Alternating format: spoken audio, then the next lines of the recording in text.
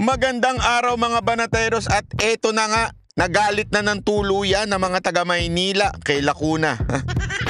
Sinabi ko naman sa'yo madam Sinabi ko naman kasi sa'yo madam easy ka lang Masyado kang mainit alam mo, kaysa na tanggapin mo na lang na talagang sinayang mo yung 3 taon na ipinagkatiwala sa'yo ng mga taga Maynila.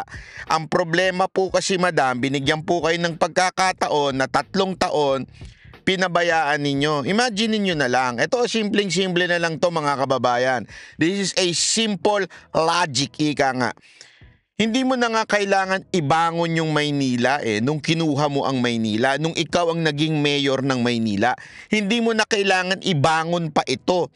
Dahil ito po ay maganda na. Ipagpapatuloy mo na lang, madam. Ipagpapatuloy mo na lang. Pero anong ginawa mo, madam? Hinayaan mo bumalik ang mga hindi magagandang loob diyan sa loob ng Maynila. O pahirapan na naman daw ang pagkuha ng mga permit diyan. Tapos bumalik na naman yung mga vendors diyan. Gumulo na naman yung Divisoria. Naku naman, madam Isipin mo ipagpapatuloy mo na lang yung magandang ginawa ni Yorme Isko Moreno. Hindi mo pa nagawa. Ano na walang ang mangyayari? Hindi, di ba? Isipin nyo. Eto mga kababayan, as simple as this. Okay? Noong panahon ni Yorme, bago siya maging mayor, si Yorme Isko Moreno, grabe ho, disaster ng ilang dekada ang Maynila. Disaster, ika nga. Kaya nga yung mayor na tumatakbo doon, ano ginawa? Tinatapon yung basura. Tapos pupulutin niya. Di ba? Para lang masabing may ginagawa. Disaster, ika nga. Talagang disaster ang nangyari sa Maynila. Aminin na natin. Anong ginawa ni Yorme? Nagbilis kilos siya. Yan nga yung kaya tinatawag sa kanyang bilis kilos Naging workaholic si Yorme. Talagang natutulog na po siya doon sa opisina. Nagtatrabaho. Hindi ho, alam yon, hindi ho siya yung sinasabi nilang magaling mag-Ingles. Pinupuna pa nga siya ng iba dun sa kanyang diction ng pag-i-Ingles, di ba? Pero alam nyo, grabe ho talaga yung nagawa niya sa 3 taon. Hindi po natin mapapagkaila yun. Nakita po ng mata ng bawat Pilipino. Sa katunayan, etong nakaraang 2022 election, ang daming nagsabi na budol kami. Sana si Isko na lang binoto namin. Sino-sino sa inyo nagsabi niyan? Ilagay nyo sa baba. Marami sa inyo sabi nyo na budol talaga kayo noong 2022. At sana si Isko na lang. Bakit?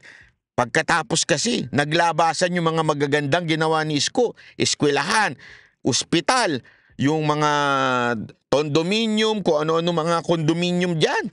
Kasi nga inaangat ni Yorme yung yung dangal ng bawat taga Manileño. Yun ang nangyari. Ang ganda na, perfect.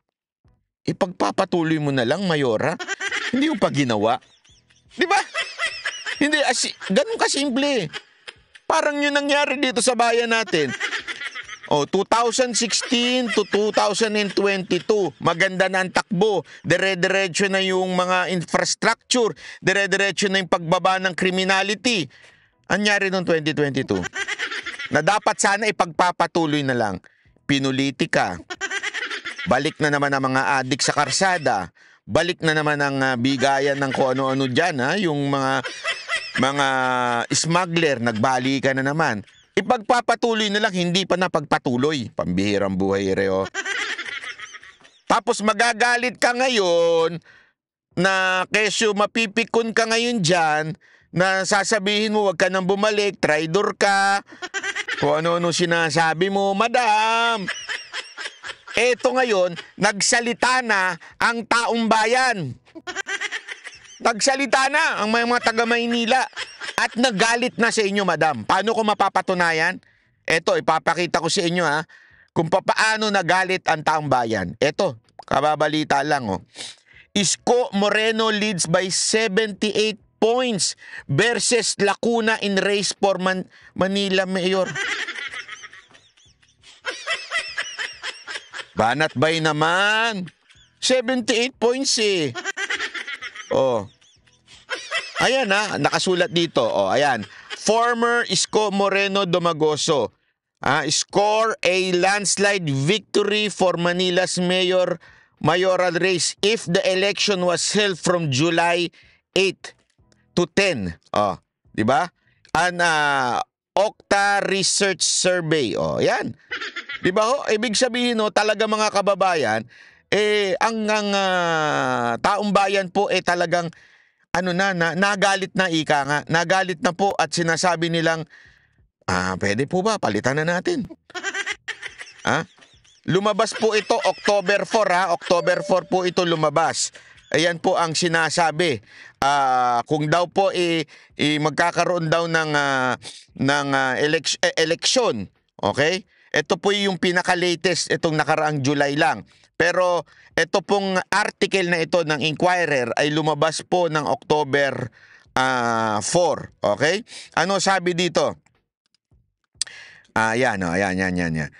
According to the survey, wala pa pala. Hindi ko pa pala na-turn dyan kasi tiningnan ko yung mismong website. Ayan. Pakita natin. Okay? Ayan. Wait lang. Sandali. Ito. Ayan. According to the survey, if the battle is just between Moreno and current Manila Mayor Hani Lacuna, Okta Research polls show that Moreno would take a commanding 86% of vote against Lacuna. Who would just get? Ilang percent si Lacuna? 8%, pambihirang buhay yun. Mantakin mo, si Mayor Isko Moreno, 86%. Si Lacuna, 8%. Ang bihira. Ikaw pa ang mayor niyan. Sa lagay na yan, Madam Lacuna, ikaw pa ang mayor na yan.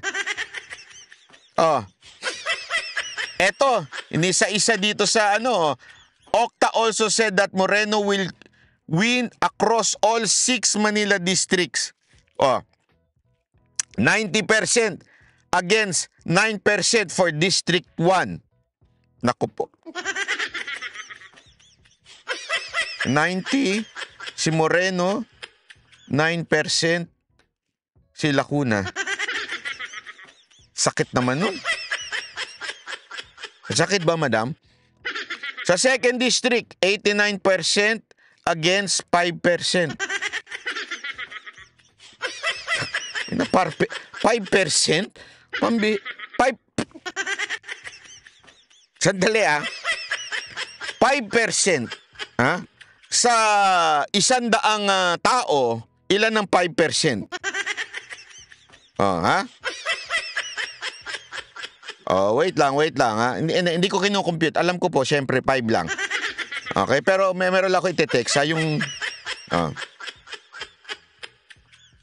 wait lang Okay. Ayan. Pagdating naman po sa 3rd district, okay? 91% against 7%. Naku po. Palakpakan si Mayora. From 5% umangat siya ng 7. Pero si Yorme, 91. Ang bira, oo. 85% against 6% of the 4th district. Wawa naman. Sa 5th district, 73%. Bumaba si Yorme. Baka naman tumaas ng todo si Lacuna. Hindi, 13%. Pambihira buhay rin. 91% against 4% sa 6th district. Iyan po ang kalalagayan at yan po ang sentimento ng mga taga-Maynila. Ibig sabihin po mga kababayan, talagang galit na po ang mga taga Maynila dito kay Lacuna. Kasi sabi ko nga sa inyo kung, alam mo yun, hindi naman babalik si Yorme. Yan naman, pambihira. Tuloy-tuloy ang kanyang karir sa telebisyon. Excited ang mga taong nanonood sa kanya, di ba? Okay na ayos na yung karir niya Tapos at the same time ang tagal na rin niyang naging public servant. Bakit gustong bumalik siya ng mga taga-Maynila? Hindi, yun po ang tanong. Bakit po gusto siyang bumalik ng mga taga-Maynila? Eto para lang siya confirmation na ika nga ng survey na yan. Kasi baka sabihin ng iba, Banat Bay, alam mo naman ang survey, minsan hindi totoo yan. Malamang ang survey, niluto yan. Malamang ang survey, di ba? Tingnan na lang natin ang video. Ito po yung sigaw ni Lacuna versus sa sigaw ng mga taga-Maynila. Yun na lang ang pakinggan natin. Huwag na tayong kung ano-ano pa. Sige, survey. Ito na lang, panoorin natin ito, si Lacuna, yung sigaw niya, at saka yung sigaw ng mga taga-Maynila. Hayaan ko na lang ang taong bayan sa Maynila ang sumagot. Bumalik ka na! Bumalik ka na! Bumalik ka na!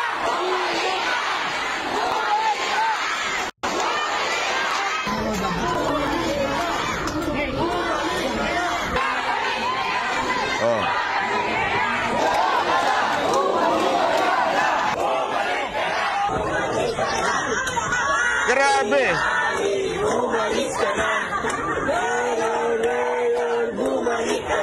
Ay! Nakita niyo yun? Honey, umalis ka na. Yorme, bumalik ka na. Grabe, no? Hindi. Kung ako hindi, ito, walang biro to Kung ako kay Lacuna, sure loss na siya. Siguradong talo na siya. Siguradong panalo na si Yorme. Kaya kung ako sa kanya, kung meron akong delikadesa, uurong na lang ako sa eleksyon. Ito lang paparating nyo to kay Mayor Hani Lacuna. Gusto mo na magkaroon ka pa ng political career? Ito kasi sigurado na tayo Survey, sigaw ng tao, sigurado na tayong panalo si Yorme. Sigurado na ho tayo. The mere fact na ngayon, ang dami na nagsisisi at nabudol nitong 2022 election at maraming nagsasabi, kayo mismo nagsasabi, na sinasabi nyo, sana pala nakinig na lang kami sa iyo, Banat Bay, sana nag-Yorme na lang kami noong 2022. Alam nyo kasi talaga may nagawang trabaho si Yorme. Nagkataon lang, nabola kayo ng, alam mo yun, syempre, fad na Marcos ang mananalo. Pero alam nyo may nagawang trabaho si Yorme. Kaya nga kung ako ang political advisor ni Hani Lacuna, maganda, mag-giveaway na lang kayo. Hindi naman kayo mananalo Napakalabo, kahit anong himala ang gawin ninyo. Kahit tumae pa kayo ng boto dyan, ng pera, hindi kayo mananalo. Kahit saang anggulo ninyo tignan, talo kayo. Sigaw ng tao, survey, pumunta kayo sa baba, hindi nga ho kayo pinagkakaguluhan Si Yorme kahit saan pumunta pinagkakaguluhan. Sira ang karir ninyo pag natalo kayo at nakipagbakbakan kayo kay Yorme this time. Ang better niyan, do the greatest sacrifice. Sabihin nyo na lang, pagkukonsid na ako and I will support Yorme. Diba? Sana na nga lang sinabi mo, Yorme, balik na lang akong vice mayor mo. Sigurado ko darating ang panahon, people would admire your sacrifice. People would see your sacrifice instead of fighting na battle na wala ka namang pag-asang manalo. Ang labas pa niyan, bitterness ka hanggang kaduluduluhan. Bakit, Madam Hani, taong bayan na nagsasabi, taong bayan ng Maynila, ang nagsasabing umalis ka na. Mantakin mo ang sigaw, honey, honey, umalis ka na? Umalis ka na? Yorme, Yorme, bumalik ka na? Uy! May lambing bumalik ka na? Uy! Di ba? Isipin mo yun, madam. So, wala na talaga. Kaya nga, greatest sacrifice na lang Sabihin mo, dahil nandiyan na si Yorme at nag-decide siyang bumalik, ako po'y magbibigay daan na lang at susuporta ng kanyang plano, di ba? Ganun na lang sanang gawin mo. Di bayani ka pa. Kaysa naman yung nakikipaglabang ka na alam mo namang siguradong olat ka, walang saysay yung pakikipaglaban mo, madam. Alam mo, sabi nga nila sa buhay, eto, lesson ito sa buhay para sa kababayan nating nakikinig. Ito, lesson ito. Bibigyan ko kayo ng napakagandang lesson sa buhay. Sabi nga, choose your battle. Yan ang dapat mong nasa isip. Choose your battle. Hindi lahat ng battle lalabanan mo. Kasi sa natandaan nyo, ang buhay natin ay iba't ibang battle, iba't ibang pakikipagdigma, iba't ibang kinakaharap na challenges. Ibig bang sabihin, lalabanan mo ang lahat ng challenges? Hindi po. Huwag. Mauubos ang pera ninyo if you would fight every battle in your life. Bigyan ko kayo ng halimbawa. Tulad ko, halimbawa, ako, yan ang isang bagay na natutunan ko nung tayo po ay nagkaroon ng matinding labanan at challenges doon sa KOJC. Alam niyo naman, di ba, ang Banateros, talagang lahat ay binabanatan. Talagang wala ho kaming pinipiling basta sa tingin namin mali, babanatan namin, di ba? Ganyan kami. Yan ang aming ang aming image. Basta mali, kakampi, kalaban, babanatan namin. Kaya lang, minsan kasi you have to choose your battle. Why? It is not because matatalo ka. It is not because wala kang laban do sa battle. Hindi. Dahil yung energy mo, may certain may certain capacity lang. Kung gagamitin mo yan all the time, one way or another, mahihirapan ka, mapapagod ka. So, use it wisely, ika nga. Yung energy mo, yung utak mo, use it wisely. Instead of fighting a battle, na alam mo naman talo na siya, bakit ka pa magsasalita? Di ba? Alam mo naman, pahiya na yung kalaban mo. Bakit ko pa pag-aaksayan ng panahon? Ano magiging benefit niyan? O, di ba? Sino makaka-benefit niyan? Siya lang. Siya lang po ang makaka-benefit niyan. Ano ibig sabihin nun? Laos na nga siya, bulok na nga siya. Papatulan mo pa. Wala naman ang naniniwala sa kanya, nabawasan na siya ng subscriber, papatulan mo pa. O, di ba?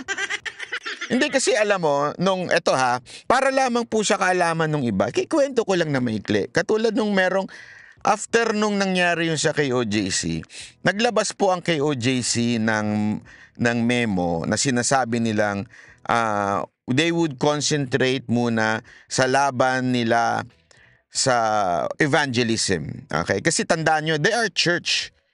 Okay? Sila po ay isang iglesia. They are evangelizing. Bawat church nag-evangelize. Ibig sabihin po na evangelize, preaching what they believe. Diba? So, spreading their belief and their faith. So, magko-concentrate muna sila. At kami nga, bilang SMNI Anchor, nag-break din muna. Nag-break din po muna kami sa Banateros kasi nga, we want to have time kasi nung panahon na nagkakagirian doon sa KOJC, etong mga Banateros, specifically sila, ako medyo 1 linggo lang ako doon Sila talagang buong time na andun. Naubos yung oras nila doon instead of taking care of their families. So after nun, may mga nag-comment na bakit daw biglang tumahimik ang Banateros, bla bla bla. Ang dami nilang issue, bla bla bla. Basta, marami, hindi ko na inintindi. Alam mo, noong una, naisip ko, papatulang ko pa ba to? Alam mo, ito yung nasa isip ko, papatulang ko pa ba to? Ako, alam ko naman sa puso ko, kung anong reason ko kung bakit ako medyo nagpahinga ng konti. Ilang araw lang naman ako nagpahinga nun. It is because of my cases. I have my own battle. Nakikipag-battle ako ngayon doon sa aking mga kasong kinakaharap. So sabi ko nga, yung mga taga kay OJC, natutunan namin doon, sila, they choose their battle. Diba? Pinipili lamang po nila yung kanilang battle. Kasi if they would do their evangelism and fight for other things, baka hindi na nila magawa yung evangelism nila na hindi nila nagawa for certain period of time because they're fighting for their pastor. Kaya nga I admire na kahit binabati ko sila ng ibang vlogger, porket nahuli na, hindi nyo na pinaglalaban ng bayan. Hindi, kasi tandaan ninyo, there are two kinds of kingdom in this life. The kingdom of heaven and the kingdom on earth. Kaya nga, di ba, sa prayer, Our Father in heaven, hallowed be thy name, thy kingdom come, thy will be done on earth as it is in heaven. Baligtad. Earth and heaven, di ba? Bakit to? May dalawang kingdom. Sa buhay na to, meron tayong tinatawag na physical realm. Etong kinabubuhayan natin. We battle against people. We battle against bad things. We battle against our corrupt government. We battle. Tama yun. But there are also the kingdom, the heavenly kingdom, which is for eternity. The life after this life. Kaya nga, di ba, ang sabi ng Panginoon, store up your treasures not only in the earth but also in heaven, di ba? Bakit to?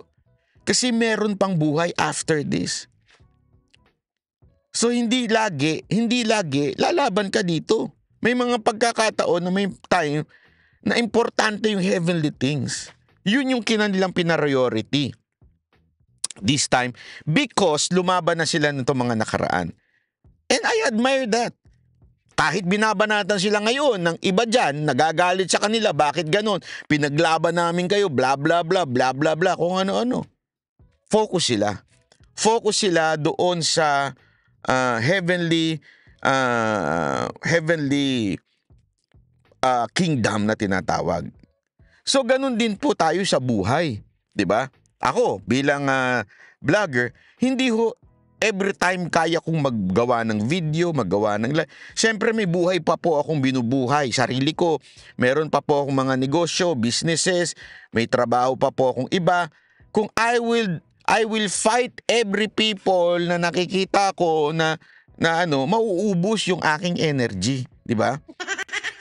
So we choose our battle, ika nga. Ganun din po sa buhay ninyo mga kababayan. Hindi lahat ng mga chismoso at chismosa papatulan nyo. Hindi kasi ganyan, di ba? Ito ha. Lalo na tayo sa mga barangay, di ba? Mga kapitbahay natin. Yung mga kapitbahay natin, minsan talaga may pinanganak na chismosa eh. Yung wala ang ginawa ko, hindi tumambay sa pintuan at abangan ko anong nangyayari sa inyo. Tama, mali. Taas yung kamay nyo kung ganon, may kapitbahay kayong ganon. Lahat na lang ng gawin nyo may puna siya. Di ba? Ngayon, bakit niya ginagawa yun? Alam nyo kung bakit? Bored siya sa buhay niya. Bored siya sa asawa niya. Higit sa laan, iniwan na siya ng kanyang mga anak. Kaya ngayon, she has all the time para i-chismis ang kapitbahay. Tama, mali. Kung ikaw na may trabaho, na may pamilya nagmamahal, na may mga magulang, may mga anak na binubuhay, if papatulan mo lahat ng chismis niya, mapapagod ka. Gets mo? Tandaan mo, hindi naman